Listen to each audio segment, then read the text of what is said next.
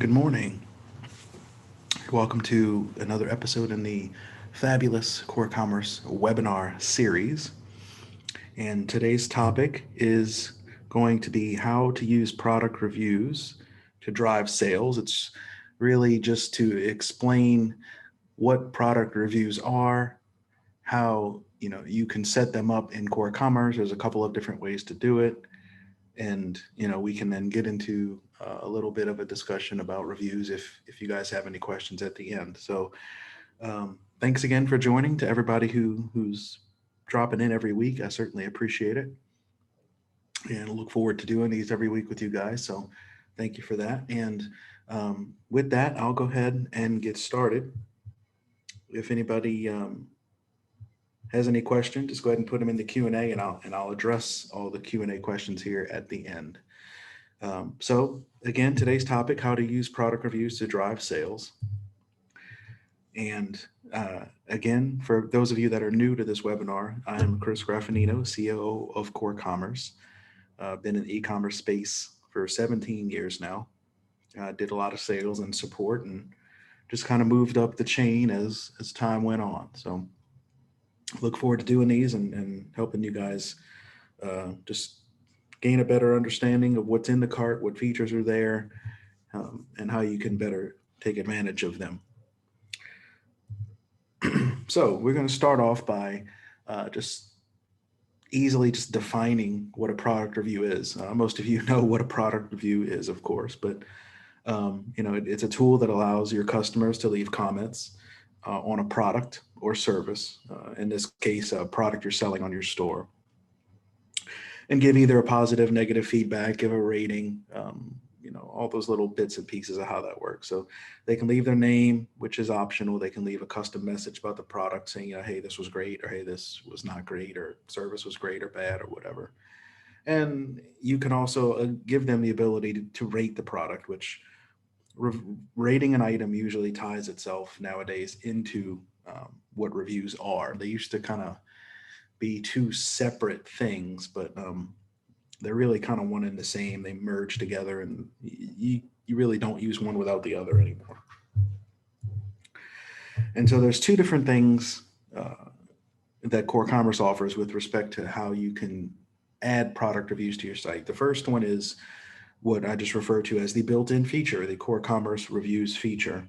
And then we have a third-party integration with a company called Yotpo, who does product reviews as their main source of business.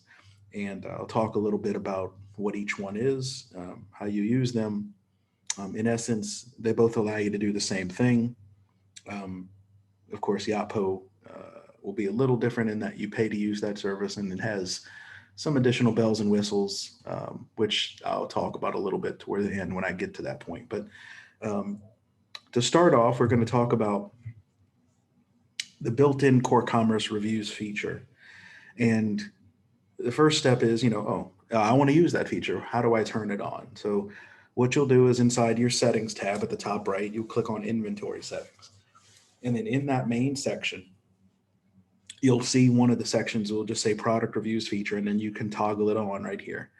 You'll notice it also says wish list feature in here. That's a different feature, which we may talk about another day. But so if you enable the product reviews feature, you'll then be able to see these other settings that show up underneath it. And you'll be able to configure different options as far as how do you want CoreCommerce to approve these? Do you want it to automatically just approve everything? Or do you want it to make you manually approve everything that comes through? You can choose whether you want to display the average review stars on the product page or not. You can choose whether or not an email gets sent to you, the administrator, every time a review is submitted on an item or not, right?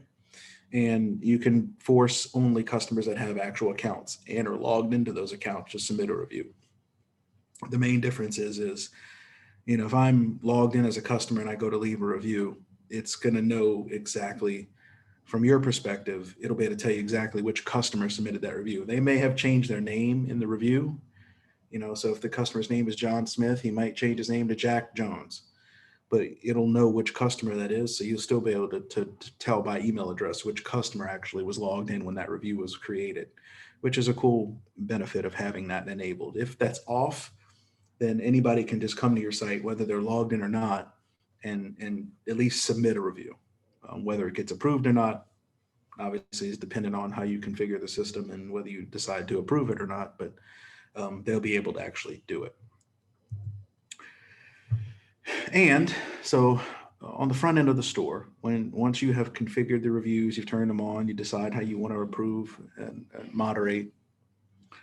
This is an example of what it would look like on a product page. So you would see this form here. It would show up toward the bottom of a product page, and it would allow the customer to put their name, type in whatever comment they wanted, rate it by 1 to 5 stars, as you can see there. And it does work with the reCAPTCHA functionality to force and to prevent robots from submitting this form 1,000 times on your store. And then when a customer submits a review here, you can go view it in your admin, and to where you would do that is on the left-hand side, you'd go to inventory, and then you would go to manage product reviews. And then you would see a screen like this where you'd see all the different reviews sitting there. You'd be able to see the name of the customer if they were logged in, what product by name did they review, what the actual review comments were, which is what that third column is. What rating did they give it? What date did they do this on? And is this an approved or not approved review, right? So if you're manually approving all of these reviews, you'll come to the screen, you'll see all the ones that are not approved, and you can click on and approve them as you go forward. If you're auto approving them, they still will all show up on the same screen. They just obviously will all be approved already. And an approved review will show up on the front end. A non-approved review obviously will not show up on the front end. So when you're on the screen and you're adding a review, right above this screen is where you'll see all the different reviews that were submitted and approved by you or by the system for that item. Moving on to Yotpo, and Yotpo is a paid service that you can pay for that will do the same thing, except it has some other analytical tools and things. And I have a couple screenshots of what happens in Yotpo as well. So to turn Yotpo on, you would go to settings and then plugin settings. And then you'd be able to turn that on. You'd be able to provide it. You'd get an API key and password from Yotpo, your account, once you signed up with them. And then you'd plug those credentials into your CoreCommerce account so that the two systems could then talk to each other going forward. So what does Yotpo then do? Yotpo then will show a review widget on the product page similar to this. So just like the built-in version of this, it's going to show you all the reviews that exist for this item, plus give you the ability to add a review. Now this is all generated by Yotpo's system and automatically plugged in to the page through their APIs that we talked to. And all of the data in this scenario is stored in Yotpo itself, not within CoreCommerce. So you can click to write a review here. It will dump that data into Yotpo directly, where you could then go in as new ones come in. You can be notified by Yotpo that new reviews have come in. You can then moderate all your reviews through Yotpo as well. And when I go to that screen, this is actually a screenshot of Yotpo itself. And you'll notice in here that, okay, here I'm seeing all the different reviews, just in the same sense that you would be reviewing certain reviews in the CoreCommerce platform using the built-in feature. You're doing the same thing in here, except on top of that, you can filter, you can all kind of other side options you can do. CoreCommerce will also send order data to Yotpo, because one of the things that Yotpo does and why it's can be worth the money you would pay is not only does it let you moderate reviews like the built-in feature does, but it also provides analytics on what products are being reviewed, which ones seem to be getting the most engagement. You can create game plans in Yotpo to help re-engage customers through the reviews that they've left.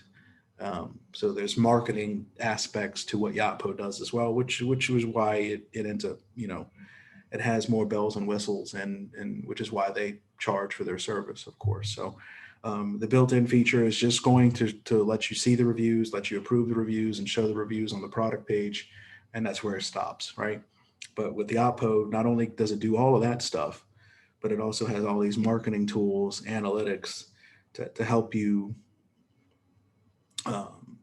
just not only just moderate reviews, but to understand the reviews better, and be able to potentially make changes to products if you want to see, or remarket back to some customers that have submitted reviews, to get them to come back, or to re-engage people who have ordered, to try to get them to go leave a review. And that's another good marketing tool. So because Yapo knows all the orders that have been placed in your store, it not only doesn't know who's left a review, it knows who has not left a review, right? And so it can market, and there are tools in there to help kind of engage them to say, hey, please leave a review, please leave a review for this item, right? Because the goal is they want you to get as many reviews as you possibly can. More reviews means more trust potentially from customers who have not purchased from you yet, as they're seeing new reviews at positive results, and maybe some not so positive, but um, that's why Yapo is a great tool. I've seen, as far as how the pricing of it actually works, I mean, it bases itself on the number of reviews that get submitted, the number of orders that it evaluates and remarkets to. So I've seen it probably, for the average customer, would cost somewhere between $50 and $100 a month. If you're bigger, it might cost a few hundred a month, depending on the scenario. But I mean, if they can get you 10 times the amount of reviews because of the marketing they're doing for you, that might be worth that kind of investment. Whereas the CoreCommerce built-in feature obviously doesn't do any type of remarketing in any way, shape, or form. It's just, here's the reviews. You look at them and view them, and that's it, right? So, and that's why that's free, and then there's no charge. Obviously, we don't bill anybody to use that feature, and it's totally free. But and that's the main reason why it does it. It does its one thing. It does it well, but that's all it does, right? So, um, with that said, kind of short webinar today. And that's really all I had to go over. If there's any questions about reviews in any way, feel free to throw them into Q&A, and I will